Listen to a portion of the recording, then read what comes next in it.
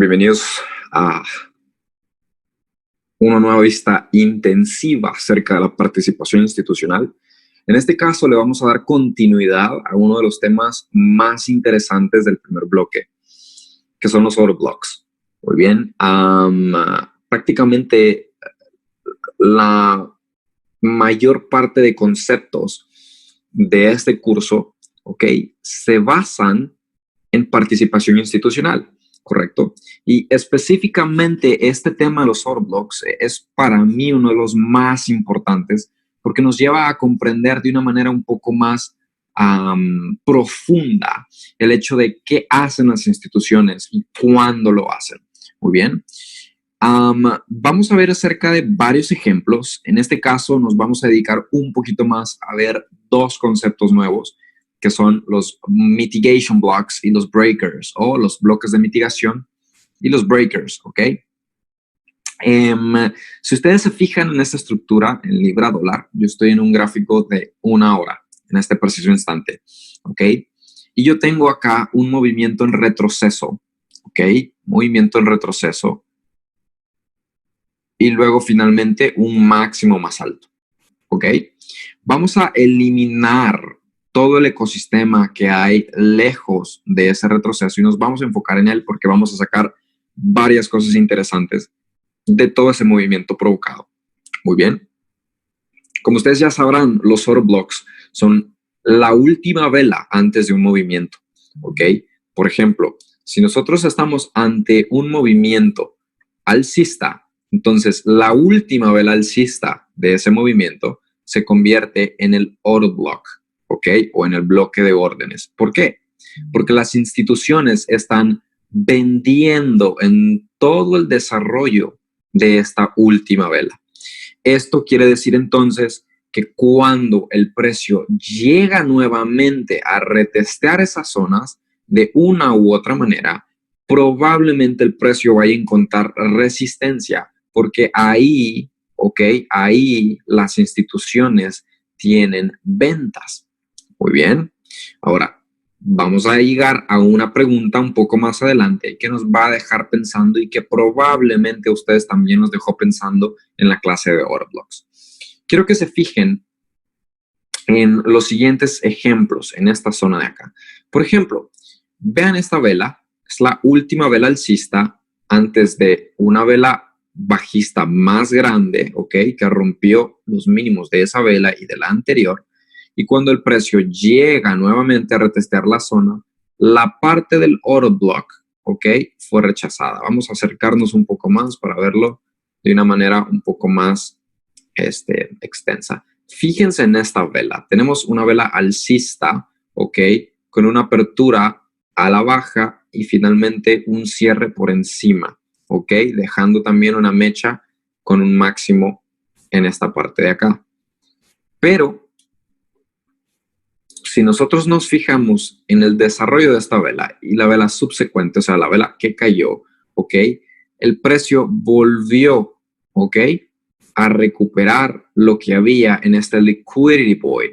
Es un concepto que lo van a ver también en sus clases, Entonces, nosotros cuando vemos el retesteo en el área del autoblock, probablemente vayamos a tener que presión bajista. ¿Por qué? Porque las instituciones estaban vendiendo en el desarrollo de esta vela, exactamente como el precio lo demostró en la vela siguiente, La parte más sensible de un autoblock es, por lo general, la parte que es retesteada primero en el precio, o sea, la parte que va desde su mecha, a la apertura de esta vela, y el o hasta el 50% de la vela del autoblock.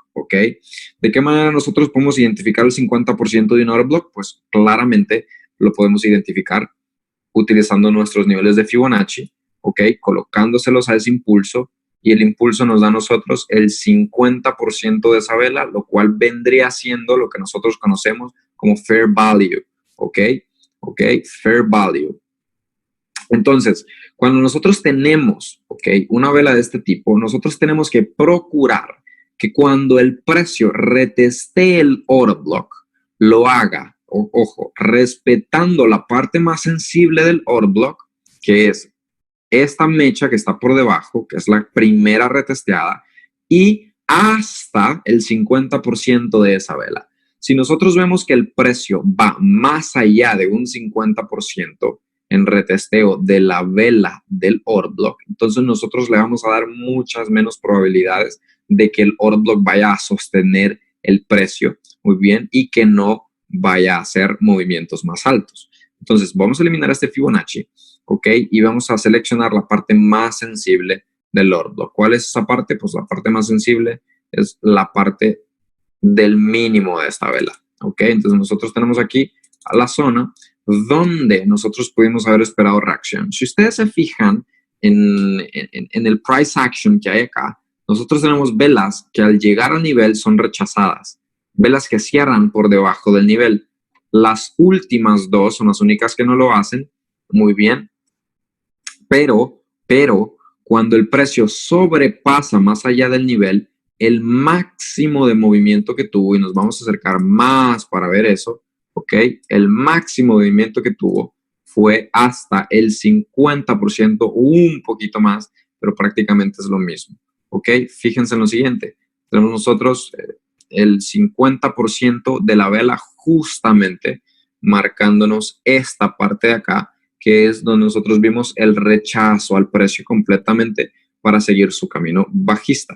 Muy bien, entonces, todas las órdenes pendientes en venta que habían acá o las que quedaban en venta acá, muy bien, simple y sencillamente empujaron el precio de una manera mucho más lejana, ¿de acuerdo? Entonces, esa es la participación o ese es el trabajo de un order block normalmente, ¿ok? Vamos a llamarle a este un order block de primer grado. Ahora bien, surgen varias preguntas en este aspecto y son preguntas muy válidas, como por ejemplo, Kevin, ¿qué pasa entonces, por ejemplo, cuando un order block no es irrespetado? ¿Qué tenemos que hacer? ¿O qué pasa si el order block nunca es retesteado? ¿Realmente el precio tiene que retestear todos los order blocks? Y así como esas dos preguntas, surgen muchas más realmente. Y son preguntas muy válidas, son preguntas de lógicas y que vamos a tratar de responderlas de las mejores maneras en esta capacitación. Muy bien. Entonces, por ejemplo, nosotros tuvimos acá un order block bien respetado. Tuvimos también en esta vela, si ustedes se fijan en el siguiente order block, que es el bearish order block que tenemos acá, también tuvimos al precio respetando la vela y tirando el precio más abajo y así sucesivamente. Ok, Kevin, pero ¿en qué momento sabemos nosotros si la vela o ese order block sí va a aguantar el precio o no lo va a aguantar y se va a convertir en un order block fallido? Ok, pues díganme, pues déjenme decirles que eso nadie lo sabe. Ok, eso no podemos saberlo, pero aplicando y comprendiendo las herramientas que vamos aprendiendo en el curso, nosotros vamos a ser capaces de saber utilizar esa información una vez que sucede, ¿ok? No se trata de adivinar cuando un order block va a ser respetado o no. Se trata de identificar la mejor oportunidad para hacer uso de ese tipo de escenarios, ¿ok? Es por eso que hoy vamos a ver las dos variantes de un order block cuando este es fallido. ¿A qué me refiero con fallido? Me refiero a que, por ejemplo, ¿qué hubiese pasado si en realidad el precio al hacer este retesteo hubiese seguido subiendo y haciendo movimientos más altos? Convierte a este bearish order block en un order block en un order block fallido, o sea, un order block que no respetó el nivel, que no sostuvo al precio, ¿ok? Que no tuvo la suficiente presión bajista como para llevar al precio más abajo. En este caso sí sucedió acá, pero vamos a buscar un ejemplo en el que eso no sucedió. Por ejemplo, vean este pequeño gap de acá, ¿ok? Nosotros tenemos la última vela bajista antes del impulso alcista. Nótese que estoy tomando como impulso también este gap de acá. ¿Por qué? Porque aunque el precio, ¿ok?, no haya marcado ninguna vela acá, es un vacío en liquidez acá. Y siempre se puede considerar como un swing. No hay absolutamente ningún problema. Por lo tanto, esta vela que ustedes ven acá es una vela que es un bullish order block, o sea, un order block donde las instituciones están comprando en todo su desarrollo, ¿correcto? Entonces, nosotros esperaríamos que cuando el precio reteste ese order block, o sea, en esta vela que está acá, nosotros esperaríamos que el precio rechazara, ¿ok? Fuese rechazado por la vela y enviara el precio más arriba y más arriba y más arriba, ¿correcto? Por lo menos a buscar el siguiente order block. Pero no sucedió así. ¿Saben qué fue lo que pasó? Pues la siguiente vela demolió prácticamente, destruyó completamente al order block que nosotros teníamos acá. Entonces ahí es donde surge la pregunta. ¿Qué pasa con estos order blocks? ¿Son order blocks que no sirven? ¿Son order blocks que realmente no son order blocks? Y infinidad de preguntas que se nos pueden venir a la mente, ¿no? Entonces, aquí es donde yo tengo que decirles a ustedes que no, ¿ok? Estos order blocks siguen teniendo importancia. Lo único es que vamos a aprender a discernir de una manera distinta el uso que tienen estos order blocks en cuanto a nuestras estrategias. Muy bien. Entonces, vamos a ver la primera variante de un order block. Esta variante ya no convierte al order block, ¿ok?, en un order block de primer grado. ¿Por qué? Porque es un order block que ya fue fallido. Es un order block que no sostuvo el precio, no repelió el precio. Entonces, prácticamente se convierte en un order block, ¿ok?, que puede servir para mitigar órdenes. Por ejemplo, ¿qué hubiese pasado si tú hubieses comprado en esta vela? ¿Por qué? Porque pensabas que el order block iba a sostener el precio. Probablemente el order block iba a darte drawdown acá, ¿sí? O la entrada en tu order block iba a darte drawdown acá. ¿Te fijas? Probablemente no tocó tu stop loss, pero cuando nos referimos a que se puede mitigar, ¿ok?, significa que después en este retroceso, fíjate lo que pasa aquí, el precio se regresa prácticamente a la misma zona donde tú entraste. Y esa es tu oportunidad entonces, ¿para qué? Para salir de la operación y mitigar tus pérdidas, ¿es correcto? Por supuesto que sí. Es precisamente la misma lógica la que utilizan las instituciones, ¿ok? Es por eso que a este order block nosotros le vamos a llamar bloque de mitigación, ¿ok? No es que ya no sirve, sino que va a servir como un order block en el sentido contrario, a pesar de ser una vela bajista. ¿Por qué? Porque si el order block o el cuerpo de ese order block proporcionaba una zona importante de soporte, al ser violada, esa zona importante de soporte se convierte ¿en qué? ¿En qué se convierte? Se convierte en un soporte o en una resistencia, ¿correcto? Cuando una estructura es quebrada, si es un soporte, se convierte en resistencia. Si es una resistencia, se convierte en soporte. En este caso fue un soporte, entonces se convierte en una resistencia, ¿ok? Entonces es un bloque de mitigación, ¿ok? Es un bloque de mitigación porque es un order block fallido, entonces ya no es un order block de primer grado, y se convierte ahora en una zona de oportunidad en soporte y resistencia en la dirección contraria del mercado. Muy bien, entonces esa es la primera premisa. Por ejemplo, fíjate bien en la zona sensible del order block, en el caso de hubiese sido un bullish order block, ¿ok? La zona sensible, ¿cuál era? Era la zona del máximo, ¿correcto? Y la zona del mínimo, ¿ok?, hubiese sido la que fuese la parte más sensible de nuestro order block, pero funcionando o haciendo la función de un bloque de mitigación, ¿correcto? Entonces cambian las zonas más sensibles. Cuando es un bullish order block, nosotros tomamos la parte superior, pero como ya es un order block fallido, entonces la parte más rápida de retestear, o mejor dicho, la más cercana a retestear por el precio, se convierte en la más sensible, o sea, es este mínimo de acá. Es por eso que cuando el precio quiebra esto, deja un liquidity void o un vacío de liquidez también acá, que el precio tiende a rellenar. Y lo tiende a rellenar haciendo ¿qué? Pues prácticamente llegando a la zona del order block roto. Esto significa que este order block se convierte en un bloque de mitigación, ¿correcto? Ahora bien, en realidad les acabo de enseñar lo que sería un order block de mitigación o un mitigation block, ¿ok?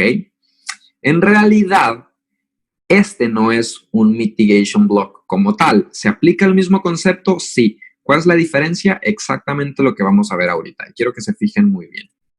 Si ustedes se fijan, este order block fallido lo que hace es provocar un nuevo máximo, ¿correcto? Entonces, ese nuevo máximo viola los dos máximos de corto plazo anteriores, o sea, tanto este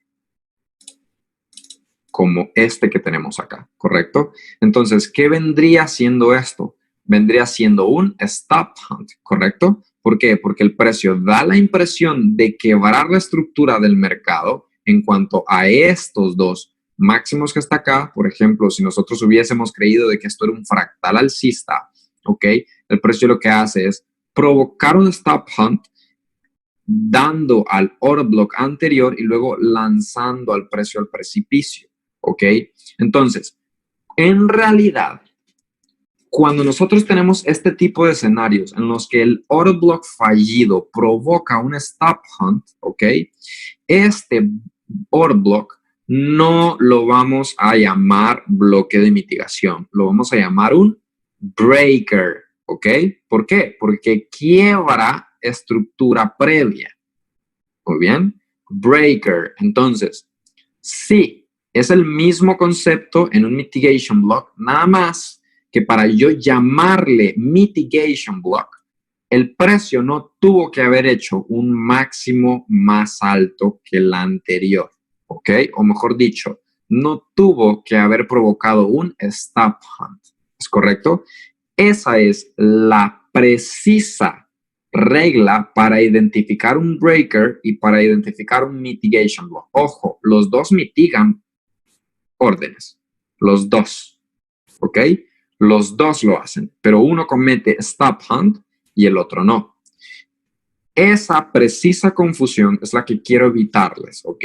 El funcionamiento es exactamente el mismo, justo como yo se los expliqué al principio, diciéndoles que era un mitigation block, justamente de la misma manera vamos a aplicar el breaker, nada más que tenemos que fijarnos en la estructura previa, y esa estructura previa a nosotros nos da un stop hunt. Entonces no vamos a llamarle mitigation block, sino breaker. ¿Estamos de acuerdo? Sucede exactamente lo mismo en todos los escenarios. En todos los escenarios. ¿Estamos de acuerdo? Entonces, tenemos stop hunt, es un breaker. No tenemos stop hunt, es un mitigation block. Sencillo. Muy bien. Entonces, después vemos cómo el precio fue lanzado, ¿ok? Boom, quiebre. Y luego el precio, ¿qué hace? Pues prácticamente hace un mínimo más bajo y luego retestea el área del order block que se acaba de formar, ¿ok? Un bearish order block, y luego vuelve hacia abajo, ¿correcto? Y luego vuelve hacia arriba, hacia la siguiente zona del order block. Vuelve hacia abajo y así vemos como este retroceso en esta vela retestea el order block que se creó en esta zona de acá y así sucesivamente una tras otra vez en el mercado. ¿Ok? Una tras otra vez en el mercado. Si ustedes se fijan, cuando el precio quiebra este order block que está acá, que es un bullish order block, se fijan, el precio llega, hace un pequeño retroceso, pero en realidad vuelve y lo quiebra, ¿sí? Generando que un liquidity void otra vez, ¿ok? Luego vuelve el precio a subir y cuando el precio baja, vean cómo esta vela funciona también como un breaker. ¿Se fijan? ¿Ven cómo el precio encuentra soporte en esa zona? Y luego el precio trata de impedir su bajada. Obviamente, el precio no la respeta del todo, ¿ok? Porque quizás no hay mucha presión alcista dentro de esta vela. Ni la hubo acá, ni tampoco la hubo acá, ¿ok?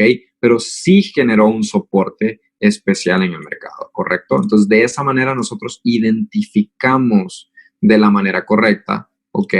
a nuestros queridísimos breakers y mitigation blocks. Nos vamos a ir a otro ejemplo en otro par, muy bien, y quiero que se fijen en lo siguiente.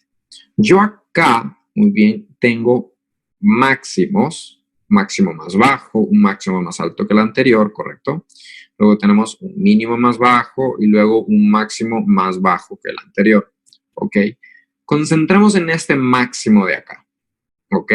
Es un máximo que no pudo sobrepasar al anterior, pero el impulso que generó este máximo viene desde esta zona de acá, ¿ok? Viene desde esta zona de acá. Esta última vela bajista, con esta mecha, antes del impulso alcista, se convierte en un ¿qué? En un bullish order block o en order block alcista. Por lo tanto, ¿ok? Toda esa vela se convierte en una área hipersensible como para buscar oportunidades en compra, ¿correcto? Pero ¿qué pasa? El precio, boom, quiebra el order block, ¿ok? ¿Y cómo lo quiebra? Lo quiebra con una vela extremadamente grande, ¿ok? Entonces, cuando el precio quiebra el order block, nosotros tenemos un ¿qué? Aparte de tener un order block fallido, tenemos que un fractal bajista en formación, quebrando el mínimo más bajo, formando un ¿qué? Un market shift. Entonces, ¿qué estamos esperando que suceda en el market shift? Un retesteo a la zona quebrada o al order block o al mitigation block o al breaker más cercano, lo cual hace el precio en este ejemplo de una manera sumamente interesante. Entonces, si ustedes se fijan en ese order block fallido, el área más sensible se vuelve, ¿cuál? Su mínimo. Y si ustedes se fijan y lanzamos nosotros una horizontal en el precio, nos damos cuenta de que el precio retestea justa y limpiamente la zona de nuestro order block fallido. Ahora, queda identificar, ¿es esto un breaker o es esto un mitigation block? Observen el gráfico, observen sus máximos y digan ustedes la respuesta. No, no es un breaker, es un mitigation block. ¿Saben por qué? Porque el impulso que creó este order block no generó un stop hunt. ¿Correcto? Vean, esta X a mí me dice no, el precio no fue capaz de quebrar el máximo anterior. Por lo tanto, este se convierte en un mitigation block, en un bloque de mitigación. Por lo tanto, cuando el precio reteste a las zonas, nosotros perfectamente podemos utilizarlas como zonas de resistencia para este caso y el precio a que continúe su caída. ¿Entienden? Sumamente claro el ejemplo. Vamos a irnos a otro par, a ver si podemos encontrar algo similar, ¿ok? Yo me encuentro en estos momentos en el Libra OSI, ¿ok? Y quiero que se fijen en esto. Yo tengo un máximo más alto, un máximo más alto, y luego un máximo más bajo, máximo más alto, y boom, quiebre, ¿ok? Boom, quiebre. ¿Qué hace esto? Volar mínimos anteriores, lo cual convierte a ese mínimo anterior en un ¿qué?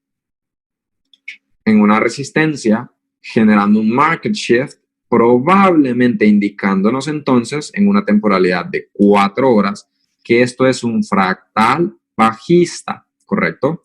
Ahora bien, quiero que se fijen ustedes en el order block, ¿ok?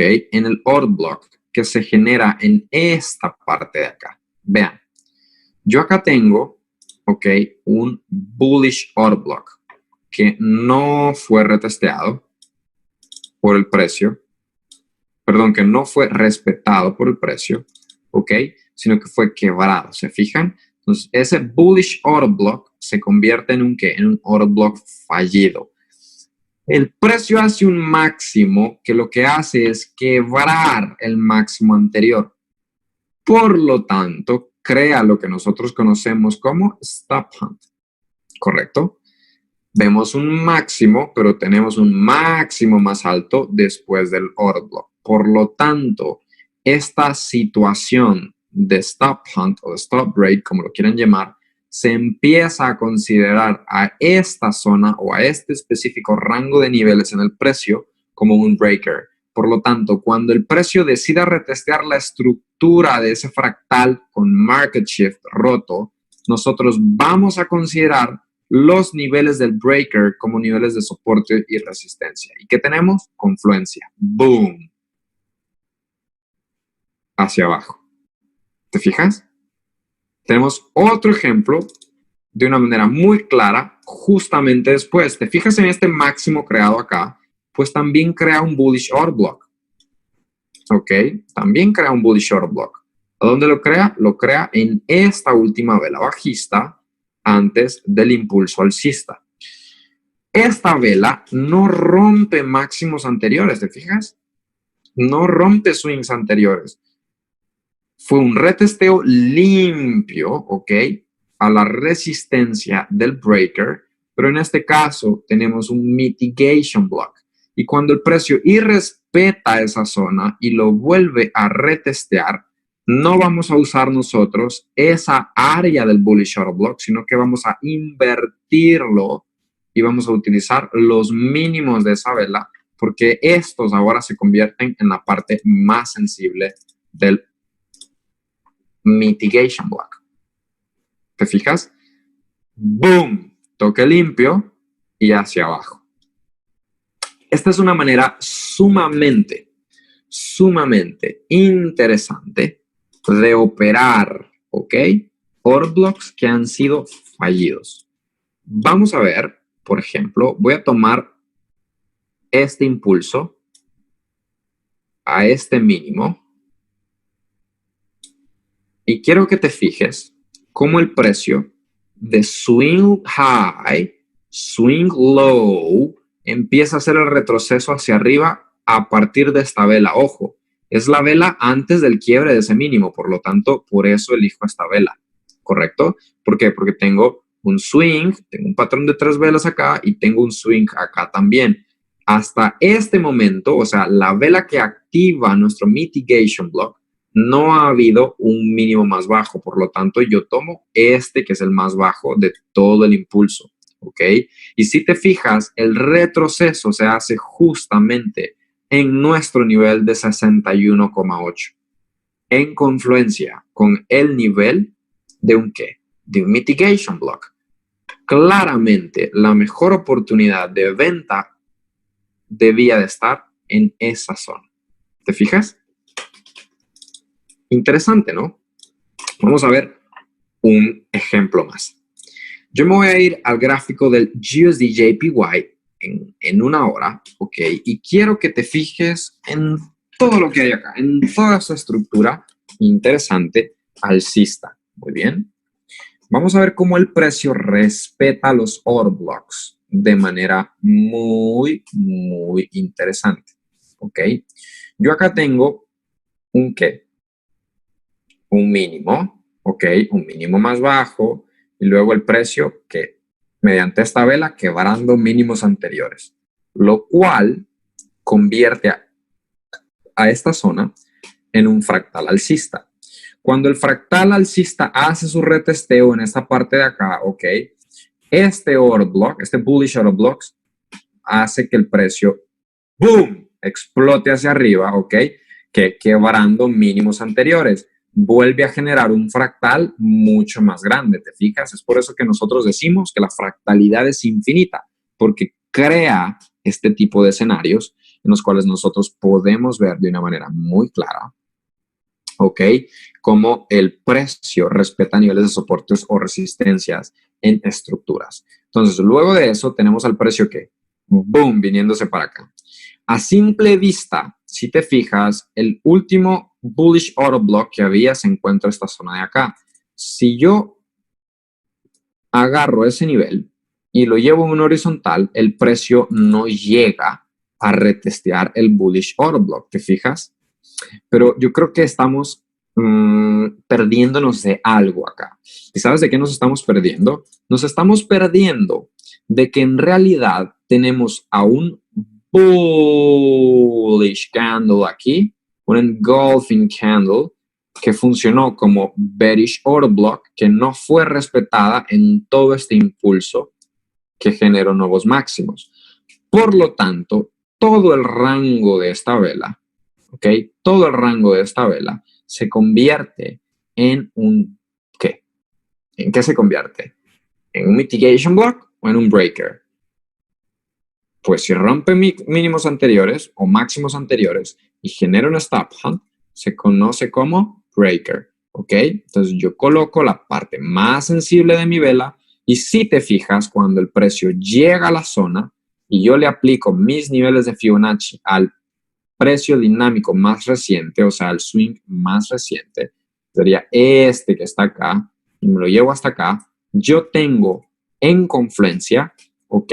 Mi breaker o el nivel de mi breaker con el 70,5 de Fibonacci. Por lo tanto, la entrada más certera en este aspecto hubiese sido esta que está acá. ¿Recuerdan cuando les di el tema de Fibonacci avanzado?